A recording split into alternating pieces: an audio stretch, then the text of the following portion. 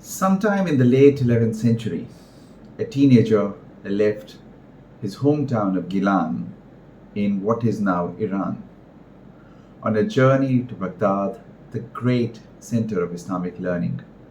Before leaving, he made a promise to his mother that he would always tell the truth no matter what. It wasn't too long before fate put him to the test. On the road to Baghdad, his caravan was attacked by bandits. The gang stripped travelers of valuables, and when they came to the teenager, they found nothing. Suspicious, the bandits asked if he was hiding anything. And here is where things took an unexpected turn. The boy calmly said, "Yes, I have 40 dinars under the armpit of my shirt."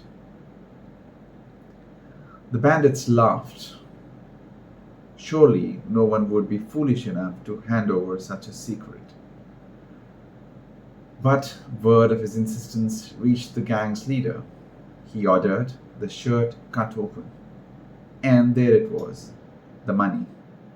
Stunned, the leader asked, "Why did you not stay quiet? You could have saved your fortune." The teenager replied, "I could not. I promised my mother I would never lie."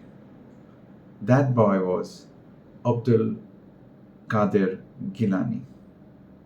And that single act of truth changed not just the bandits' lives, but the course of history. The bandit leader repented on the spot. The gang returned all the stolen goods, and it's said that it was the first of many who found their way back to faith because of Sheikh Abdul Qadir Gilani, the man who would be later known as the King of Saints. Over the years, Sheikh Abdul Qadir Gilani attracted thousands of followers. His words, his presence, his reputation for miracles, they spread far beyond Baghdad.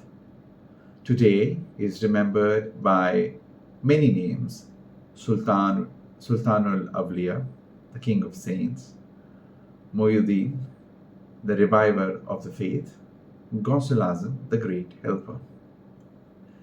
His legacy is not limited to Baghdad. From Kashmir to Indonesia, from Sri Lanka to West Asia, his teachings and his shrines mean living centers of faith. One story tells us that while preaching in Baghdad, Sheikh Abdul Qadir Gilani suddenly stopped mid-sermon. He lifted his wooden sandal, tossed it in the air, and it vanished. Moments later, the sandal is said to have landed thousands of miles away in India, striking the head of a man attempting to dishonor a woman. The woman had cried out for Sheikh's help, and somehow it came. For his devotees, these stories were proof. His reach was universal, his presence unbound by distance. Centuries later, his shrine in Baghdad's Bab al-Sheikh district remains a symbol of unity. In 2016, as Iraq reeled from sectarian violence, the shrine stood untouched. Sunnis, Shias, Kurds, and Christians came together, serving food in the shrine, praying side by side, defying the hatred that tore so much of Iraq apart. Even amid war, Bab al-Sheikh was a sanctuary, a reminder of what coexistence looks like. The shrine itself once served as a theological college, later becoming the mother center of Qadiriyya Sufi order, the largest Sufi order in the world. Pilgrims still arrive in droves, seeking blessings, healing, or simply peace. But Sheikh Abdul Qadir Gilani's influence is not confined to Baghdad. In Kashmir, where he is lovingly called Dastageer Sahib, his shrine holds a relic said to have been brought by an Afghan traveler centuries ago. His invocation is so central that some say it's the third most common in Kashmir after the God and the Prophet. In Indonesia, legends claim he himself brought Islam to Java. In Sri Lanka, caves are linked to his travels, venerated by Muslims alongside Hindu and Buddhist pilgrims. Everywhere his name is remembered, it takes on local colors, but the essence remains the same: compassion, truth, and service. Perhaps that's why his message still resonates. His shrine's soup kitchen in Baghdad doesn't ask who you are, where you came from, and what sect you belong to. It simply feeds whosoever walks through its doors.